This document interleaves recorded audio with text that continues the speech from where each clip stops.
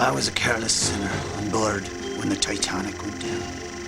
And with hundreds more, I found myself struggling in the cold, dark waters of the Atlantic.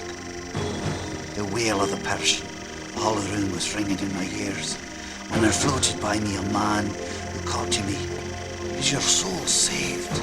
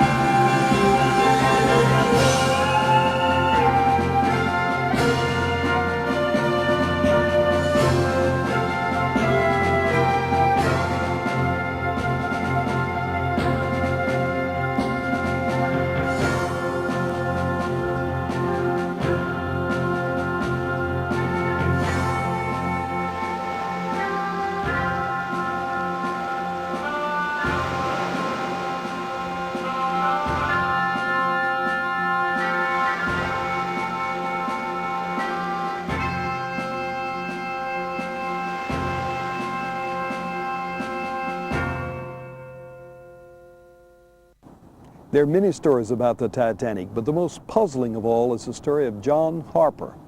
You have to wonder how a man can give away his life jacket when it's his last hope of survival.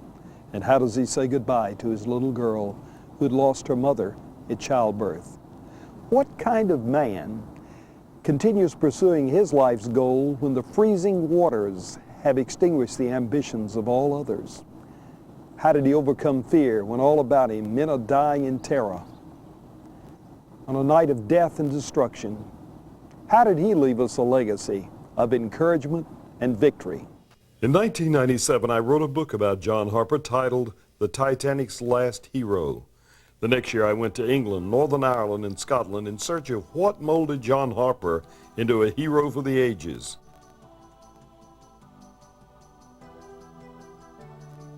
First, I went to Belfast and interviewed a reporter who published the story of John Harper back in 1986. Then an amusing cab driver drove me out to the spot where the Titanic was built. I sailed out the harbor with a ship captain who described how the Titanic began its fateful voyage.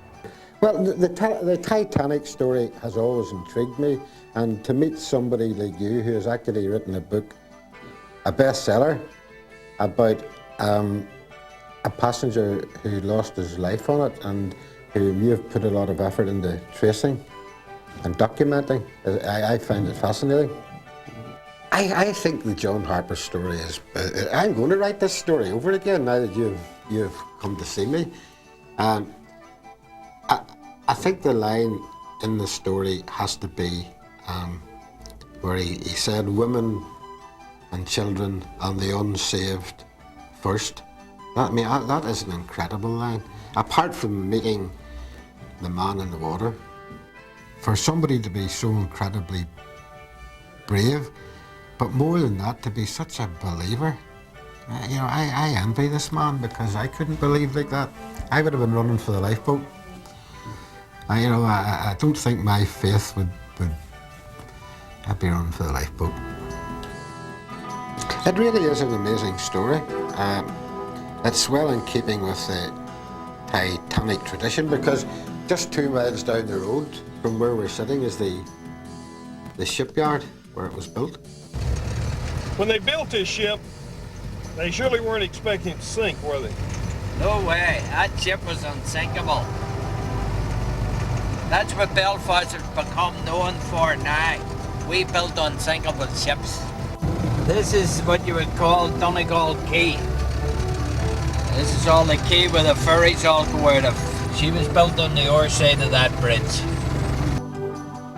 I had an eerie feeling as I sailed out of the harbor, exactly as the Titanic had.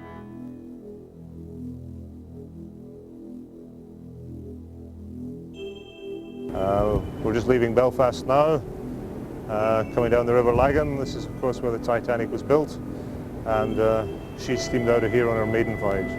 Probably down to Southampton or something. I don't know.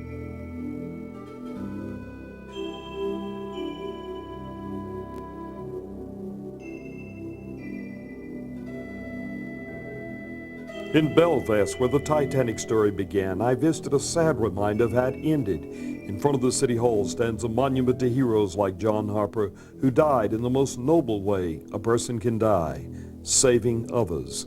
On it they chisel the words of Jesus Christ, "Greater love had no man than this, than that a man would lay down his life for his friends."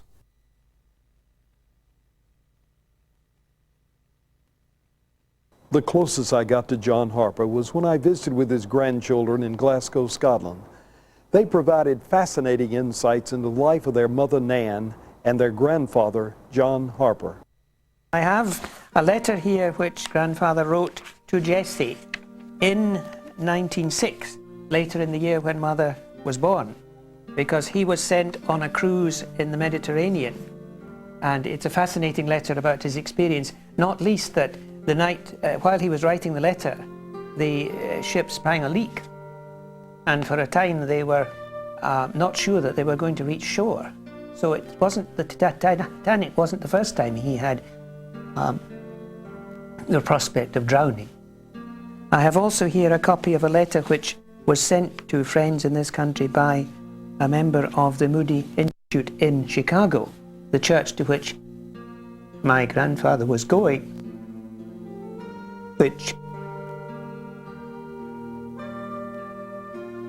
describes the arrangements for meeting my mother and her cousin Jessie and what they had to do with them because they left the boat with nothing, and their decision to return immediately to this country.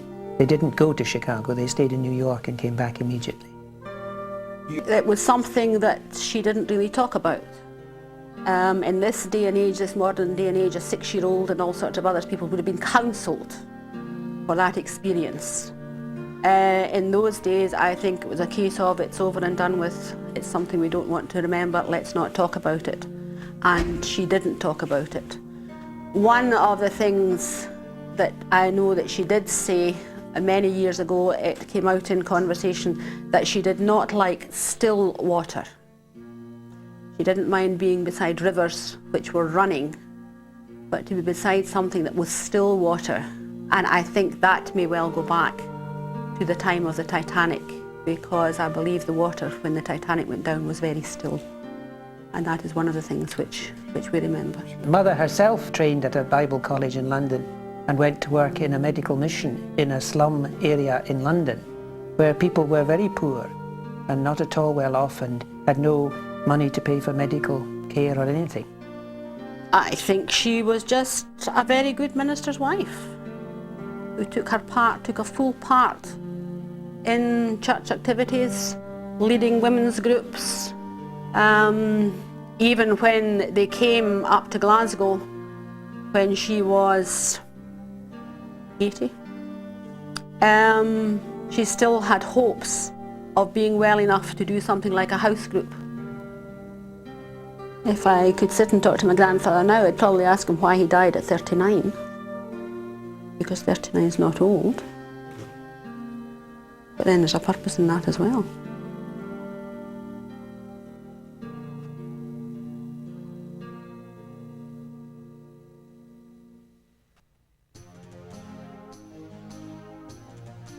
I explored the early years of John Harper in the town of Houston, Scotland, where he was born and raised.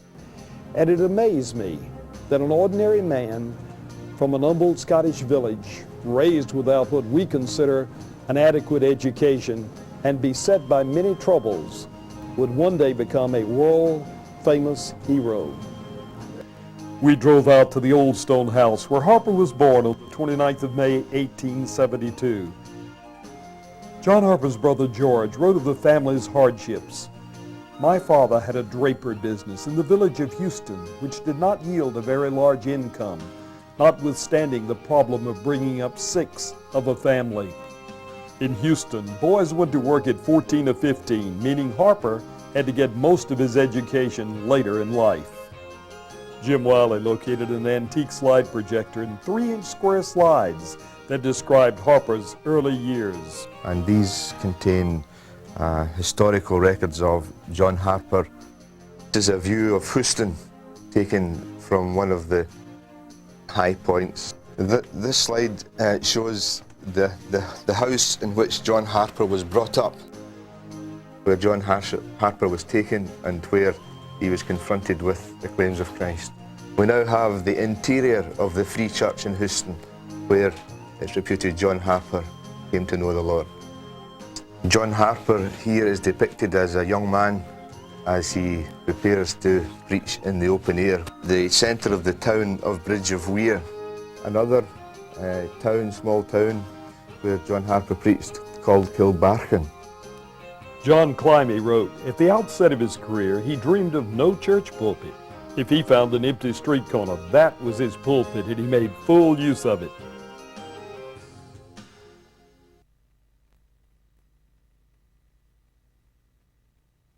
Next, I went to Glasgow, Scotland, where Harper spent most of his adult life.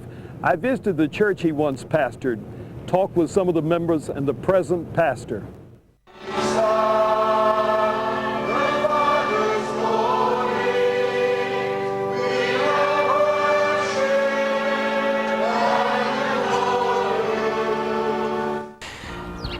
I would imagine, like all my predecessors who were pastors here, John Harper's life and godliness is an immense challenge to us. He would have spent hours preaching here to the unconverted and pleading with them to turn to Christ. He would have spent hours in preparation, hours on his knees in prayer. And in the modern world, we don't hear so much about these things. And yet I'm so aware of the fact that the church saw phenomenal growth in these days under his ministry. My grandfather was the founder member of the church, and he was on the way to an evangelistic meeting one Saturday evening in 1895, as it said that, and John Harper was preaching. It must have been in the open air at Govan Cross, and when my grandfather heard him, he was deeply impressed by him, and they tried to find out all about him, and he eventually persuaded him to come to be the minister in, well, as I say, that time it was Paisley Road Baptist Church, and they became lifelong friends after that. Being now in an officer of the church currently that's named after him, that brings a responsibility to maintain something of his fervour and his commitment to the gospel. So his life and his ministry challenges me continually. I used to say that if John Harper found a man that needed a coat, he would give him his own coat, and by the end of the day, he would have another coat. That was the sort of man he was. Under Harper's leadership, the church outgrew its original building and had to build an auditorium of metal. It was humorously called the Tin Kirk. Here Harper helped many of Glasgow's downtrodden. Malcolm Ferguson said the crowds here was so great it was difficult to get in. Then before anyone could speak 10 minutes, souls were crying out for mercy under the mighty power of God. I believe he was a man who was single-minded in his purpose and who walked in a very close relationship with the Lord. And these two things were the driving force in his life and ministry. Pastor John Dick wrote, "Reclaimed drunkards, gamblers, prize fighters, all praise the Savior for the day they came into touch with John Harper." While great success was coming to his work, great sorrow came to his family. John Harper had waited 10 years to marry Annie Leckie Bell, but after only 2 years of marriage, she died.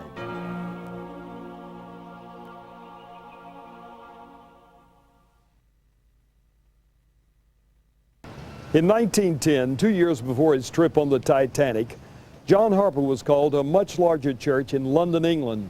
We obtained church documents and letters that describe his great work in that city. William Andrews said, "After Mr. Harper left Glasgow for London, it was my great delight to join him on several occasions in that city. In any spare time he had, he was at the disposal of those who came. He was a loving, sympathetic listener to many tales of sorrow and wrongdoing, and nothing was a trouble to him, and nothing a sacrifice. John Climby recorded, his brief ministry at Walworth Road was very signally blessed of God. Progress was made, the church membership increased, everything looked hopeful.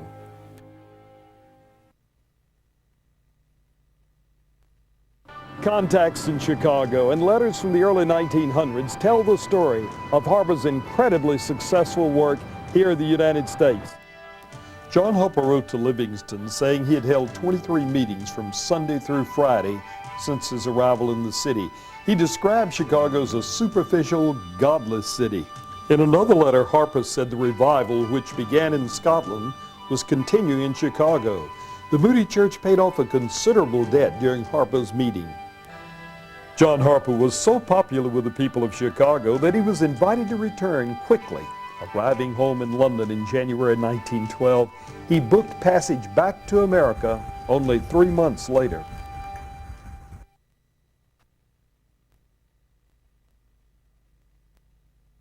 Survivors of the Titanic recorded the details of Harper's final hours. On a night of darkness and death, he went out in a blaze of glory. Shortly after the Titanic sank, Seth Sykes made a set of slides about Harper's final mission. For 80 years, this presentation has been shown in meeting halls throughout Scotland. The slides and their narration have preserved many details of Harper's final hours.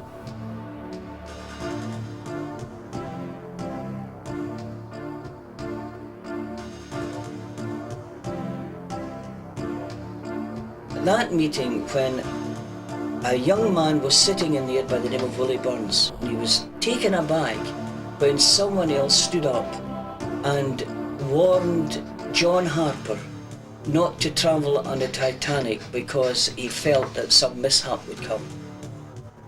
Now, I understand from that this man who stood up even went as far as to make an offer to John Harper that he would pay for his ticket to go on another vessel rather than go on the Titanic. Something said to my grandfather that John Harper shouldn't go on this trip. And John said, yes, I must needs go on this trip. He says, I'll pay your fare if you don't go. And he says, to go on another ship. To go on another ship. Not on this ship, not to go to America, but to go on another ship. And he said, no, I must needs go. And then when he went on the ship, whenever the ship was going down, he gave up his life belt to this other man in the water. He said, I'm not going down, I'm going up. Disregarding the warning, John Harper boarded the Titanic at Southampton, England on Wednesday morning, April 11th, 1912. On April the 12th, John Harper wrote his final letters and mailed them when the ship stopped in Queenstown, Ireland. I have a letter here that's written to my grandfather by John Harper from the Titanic.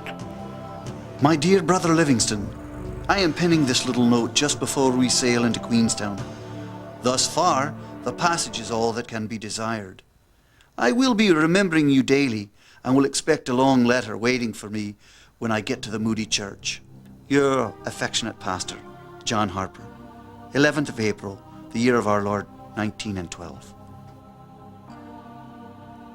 On the final evening of the Titanic's voyage, on the night that it struck the iceberg, when everyone was waltzing to Strauss and so on, he was leading a deckhand to Christ on the boat, and that young man came to know the Lord just literally hours before disaster struck. And then obviously later in the water he was calling people to come and trust the Lord, even as he himself drowned. The night before the Titanic sank, survivors said John Harper was on the deck. He saw a glint of red of the sun set in the west and said to his niece, "It will be beautiful in the morning." Horace Govan wrote a poem based on these words back in 1912. I have a copy of it here, I will read it to you.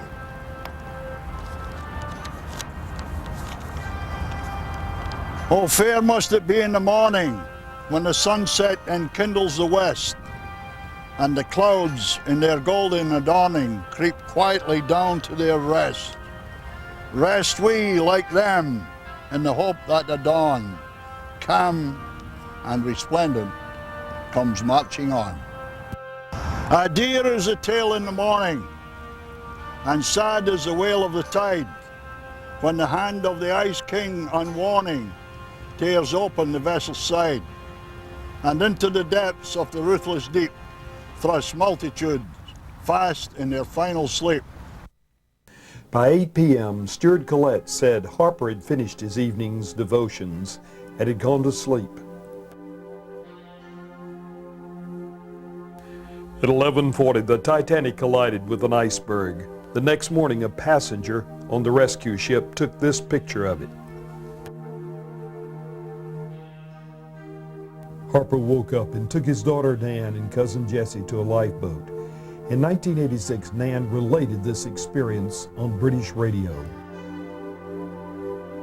When we were some distance away from it, my aunt sat me up on her knee to look because everyone was looking towards them, and there was this blaze of light, and then she dipped. After getting his daughter niece to a lifeboat, Harper cried out, "Women, children, and the unsaved first." He asked Christians to join him in putting others ahead of themselves. The wealthy lady asked her to put this life jacket on. Harper gave his to a man who had none. Among the last survivors to leave the Titanic was a Swedish sailor. He said he saw a man, later identified as Harper, ask the orchestra to play "Nearer My God to Thee." Then he gathered the people in a large circle around him upon the afterdeck. The minister knelt in the center of the circle, and with arms uplifted and a holy joy upon his face, he prayed for the people surrounding him. We're all human. We all think, well, there's another day we can sort these things out. He doesn't think that way, or he didn't think that way in the Titanic. He had it all sorted out years before. He had no problems with it. I would have problems with it. I'll say I'll sort that out tomorrow. I would have got onto the Titanic never dreaming there was going to be any soul searching for me to do, and so did these people. Probably the men who were sitting downstairs playing poker hadn't thought about it as well either.